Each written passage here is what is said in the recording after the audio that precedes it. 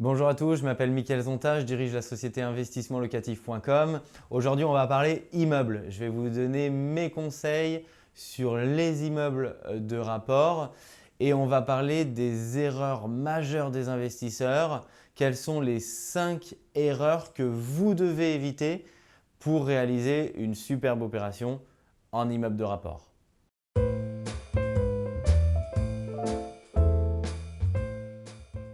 Alors la première erreur, la plupart du temps qui est commise, c'est un petit peu la personne visite l'immeuble et va vouloir diviser comme bon lui semble. Elle va mettre elle-même les cloisons et elle va elle-même diviser selon le nombre d'appartements qu'elle souhaite sans prendre aucun renseignement. Alors, c'est l'erreur majeure tout simplement parce que vous devez regarder et consulter le PLU et consulter la mairie dans laquelle vous achetez, puisque en fonction de la zone, quand vous divisez et que vous créez des logements, vous allez la plupart du temps devoir donner aussi et créer des places de stationnement. Vous n'allez pas pouvoir le faire sans ça. Donc, soit géographiquement, vous avez la place de faire beaucoup de places de parking, de stationnement. Il n'y aura pas forcément du coup de difficulté. Vous pourrez diviser en beaucoup d'appartements, mais on ne peut pas parler de division soit dans des maisons individuelles, soit en immeuble de rapport, sans parler de places de parking. C'est vraiment l'élément essentiel sur lequel je vous invite à porter une attention vraiment particulière. Le deuxième sujet, et il est connexe au premier, c'est les compteurs EDF. Il va falloir, quand vous divisez, donner un compteur EDF par logement pour que votre locataire puisse le reprendre. Et pour cela, ça rejoint le premier sujet qui est du nombre de logements que vous pouvez faire. Puisque sinon, tout simplement, au moment où vous avez fait vos travaux et au moment où vous voulez mettre vos compteurs, la mairie va vous demander de toute manière, pour que vous puissiez installer vos compteurs, il va falloir fournir un document que vous aura signé la mairie à EDF pour qu'ils puissent le faire.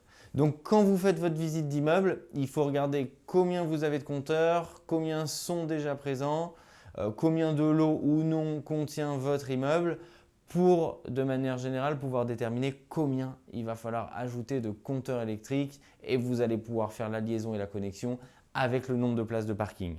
Donc ça, vraiment, c'est les deux premières erreurs des investisseurs débutants sur l'immeuble de rapport ou sur la division de maison. Globalement, c'est à peu près le même sujet puisqu'on parle de manière générale d'ensemble immobilier.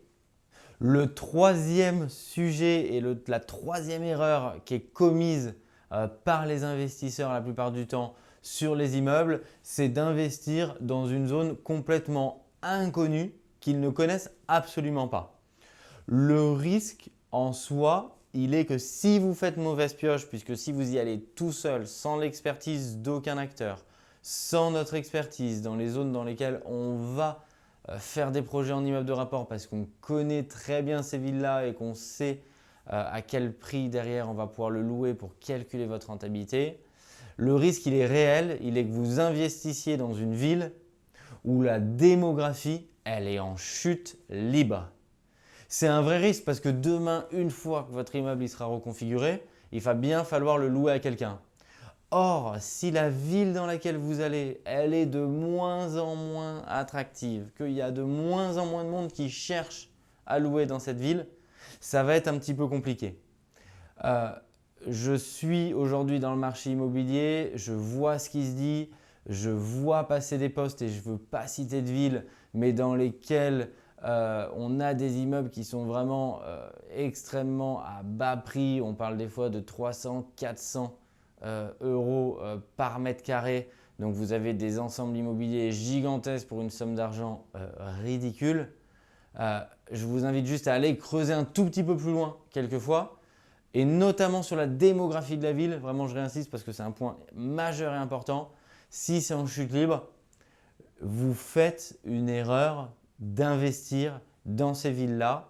Si la démographie continue comme cela dans ces villes-là, vous aurez un véritable problème de location à court ou moyen terme. Le Quatrième conseil et donc la quatrième erreur à éviter que je vous préconise, c'est sur le calcul des futurs loyers.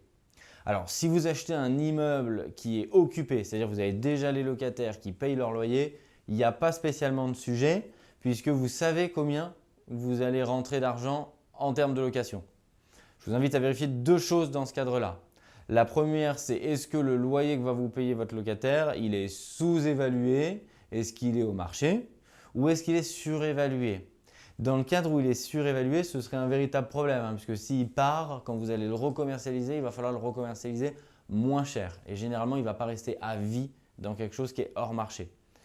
Dans le cas de figure où c'est libre de toute occupation, c'est vide, là, il faut avoir une attention un petit peu plus particulière. Il ne suffit pas de faire des hypothèses qui sont vraiment que à votre avantage en tant qu'investisseur, qui vont vous aider à passer à l'action, mais qui seront en aucun cas réalistes du marché de demain et où vous allez devoir baisser constamment le prix. Donc, je vous invite dans ce cadre-là à fonctionner avec des fausses annonces. C'est assez simple. Vous prenez 2-3 photos d'appartements que vous avez déjà ou que vous trouvez et vous faites un test juste pour voir si votre téléphone il sonne, voir s'il y a des candidats locataires qui veulent visiter votre appartement. Alors, si vous avez un coup de fil en une semaine, ce n'est pas bon signe. C'est que le prix ne va pas. Ce n'est pas parce que vous avez eu un coup de fil que c'est positif. Il faut quand même que ça sonne beaucoup. Quand vous le faites, il faut que vous ayez 3 coups de fil par jour. Globalement, c'est à peu près l'ordre d'idée dans un marché qui est tendu. Sinon, ça veut dire que ça va être compliqué puisque les gens tournent. Ils peuvent appeler, mais ils n'ont encore rien visité. Donc, il faut quand même que votre téléphone il sonne suffisamment. Et enfin, mon cinquième et dernier conseil, et c'est vraiment une des erreurs à ne pas commettre au risque de faire chuter drastiquement la rentabilité, c'est la taxe foncière. Et oui, notre ami l'État va prendre sa part et en fonction de la zone dans laquelle vous vous trouvez, ça peut aller vraiment du simple au double.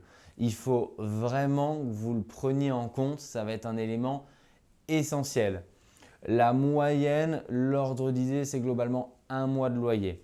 Il peut néanmoins y avoir des effets extrêmement positifs dans le calcul de ceci, puisque si vous avez un immeuble de rapport et que le rez-de-chaussée ou plus est un local commercial, sachez que dans la contractualisation et sachez que le marché fonctionne plutôt comme cela, vous allez pouvoir déporter la taxe foncière au prorata de la surface de l'immeuble occupé par le local commercial sur le preneur à bail, sur votre locataire du local commercial.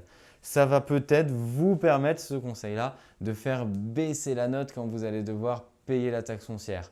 Je vous en prie, intégrez-le dans votre calcul. C'est un élément qui est vraiment essentiel, sinon vous ne pouvez pas avoir un bon calcul. Si vous évitez déjà ces 5 erreurs, je vous le garantis, vous vous dirigez vers une opération qui est un succès et vers une opération qui sera plus rentable puisque ces 5 erreurs, elles constituent vraiment 80% de ce qu'il faut éviter ou du moins vérifier avant de vous porter acquéreur sur un immeuble de rapport. Je vous invite à vous abonner à la chaîne YouTube pour retrouver l'entièreté des conseils sur l'investissement locatif du studio à l'immeuble de rapport. À très bientôt, au revoir.